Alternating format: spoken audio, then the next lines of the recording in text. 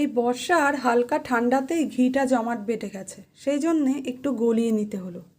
আটা নিয়েছি, তার মধ্যে ঘি দিয়েছি আর নুন দিয়েছি, ভালো করে ময়ান দিয়ে আটাটা মেখে নিয়েছি। গোল গোল করে লেচি কেটে নিয়েছি। এরপর একটু আটা মাখিয়ে ওর মধ্যে ওটা আগে একটু গোল করে বেলে নিয়ে তারপর ওর মধ্যে দিয়েছি বেশ খানিকটা চিনি। মুখটা এইভাবে বন্ধ করে আটা দিয়ে পরোটাগুলো গোল গোল করে বেলে নিয়েছি। তারপর কড়াইতে ঘি দিয়ে এপিট ওপিট করে পরোটাগুলো লাল লাল করে ভেজে তুলে নিয়েছি। আমাদের ছোটোবেলা মা কাকিমারা এত ঝামেলা হয়তো করতো না, যখন তরকারি বা অন্য কিছু থাকতো না আমরা বেশ চিনি দিয়ে বা গুড় দিয়ে দিব্যি পরোটা খেয়ে নিতাম। এত বাহানা আমরা করতাম না। এখন ছেলেমেয়েরা সেসব শুনবে না।